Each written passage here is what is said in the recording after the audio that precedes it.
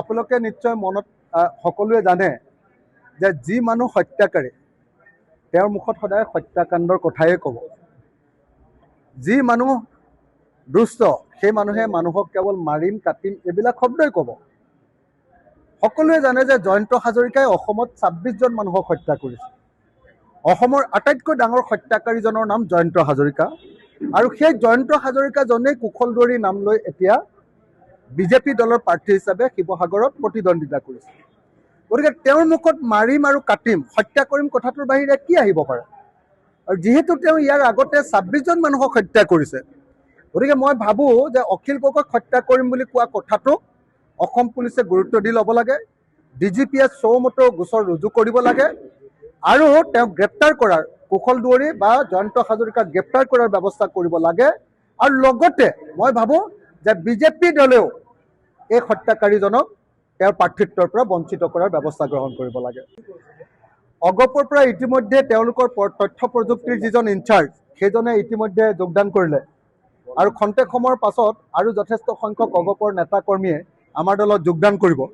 তাৰ কাৰণে আলোচনা চলি আছে, তেওঁলোকৰ লগত মোৰ বৈঠক আছে, আৰু সেই বৈঠকৰ পাছতে অসম গণ পৰিষদৰ যিসকল স্বাভিমানী সদস্য আছে, যিসকলক অসম গণ পৰিষদক এইবাৰ বিজেপিয়ে সাংঘাতিক ধৰণে বিশ্বাসঘাতকতা কৰিলে, আৰু সেই বিশ্বাসঘাতকতাৰ কাৰণে আঞ্চলিক দলটোৱে সাংঘাতিক ধৰণে অপমানিত হৈছে। সেই অপমানিত দুখে ভাগৰে অপমানিত সেই অসম গণ পৰিষদৰ সকলোবিলাক স্বাভিমানী সদস্যই এতিয়া ৰাইজৰ দলত যোগদান কৰাৰ সিদ্ধান্ত গ্ৰহণ কৰিছে, আৰু সেইকাৰণে পৰ্যায়ক্ৰমে অসম গণ পৰিষদৰ সেইসকল নেতা আৰু কৰ্মীয়ে কেইদিনমানৰ ভিতৰতে ৰাইজৰ দলত যোগদান কৰিব। গতিকে এতিয়া আমি কংগ্ৰেছ ৰাইজৰ দল একলগ হ'লোঁ।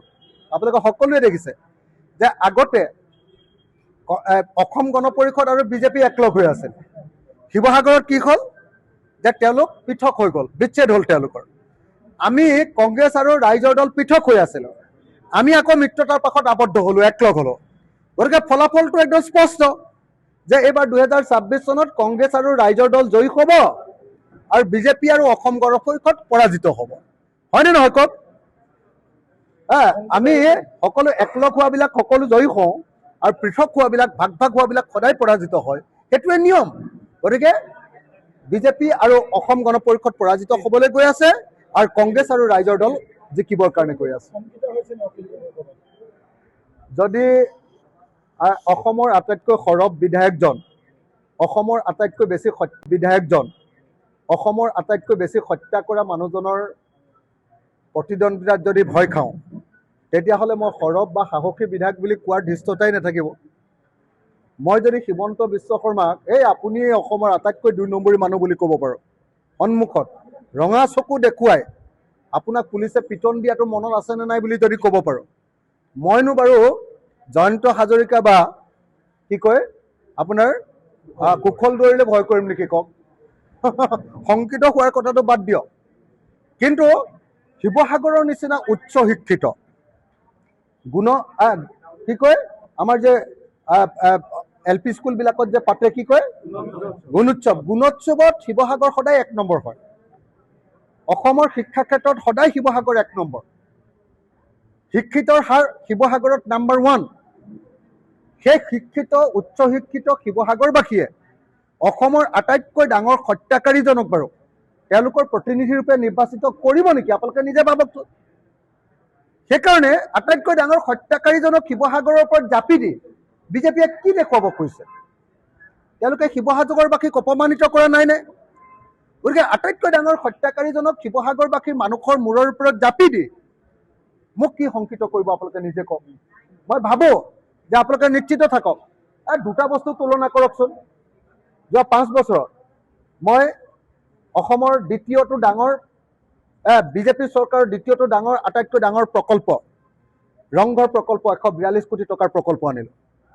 যোৱা 5 বছৰত ২০৫ কোটি টকাৰ আমাৰ ব্ৰহ্মপুত্ৰ নদীৰ গৰাখহনীয়া আৰু বানপানী মুক্ত কৰিবৰ কাৰণে প্ৰজেক্ট আনিলোঁ। শিৱসাগৰ টাউনৰ পানী যোগানৰ কাৰণে মই ৭০ কোটি টকাৰ প্ৰজেক্ট আনিলোঁ। শিৱসাগৰ গাঁওবিলাকত মই ৩৬৬টা পানী যোগান প্ৰকল্প JJM প্ৰজেক্ট বহুৱালোঁ।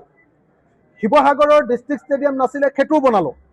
শিৱসাগৰ চাৰ্কিট হাউচটো ভগা আছিলে, সেইটোও বনালোঁ। এটা এটাকৈ মই 15টা প্ৰজেক্ট আনিলোঁ। কুশলদুৱাৰীয়ে যোৱা 10 বছৰত MLA হৈ ডিমোৰ কাৰণে কেইটা প্ৰজেক্ট আনিলে এবাৰ সুধি দিয়ক। প্ৰদীপ হাজৰিকা দাদাই যোৱা 20 বছৰত MLA হৈ আমগুৰিৰ কাৰণে কেইটা প্ৰজেক্ট আনিলে আপোনালোকে সুধি দিয়ক। গতিকে যি মানুহে একোৱে কাম কৰিব নোৱাৰে আৰু বিধানসভাতো মাত পাতিব নোৱাৰে আৰু বিধায়ক শব্দটোৰ অৰ্থটোও বুজি নাপাব। কুশল দুৱাৰীক যদি আপুনি সোধে যে বিধায়কৰ কাম কি, লেজিছলেচাৰ এই বানানটো এবাৰ ক'বলৈ ক'বচোন কুশল দুৱাৰীক সুধিবলৈ ক'বচোন যে বিধায়ক মানে কি। বিধায়কে যে বিধান ৰচনা কৰে, বিধায়কে বিধান ৰচনা কৰাৰ আগত, আইন হোৱাৰ আগত যিটো ড্ৰাফ্ট থাকে সেইটোৰ নাম কি বুলি সুধি চাবচোন আপোনালোকে।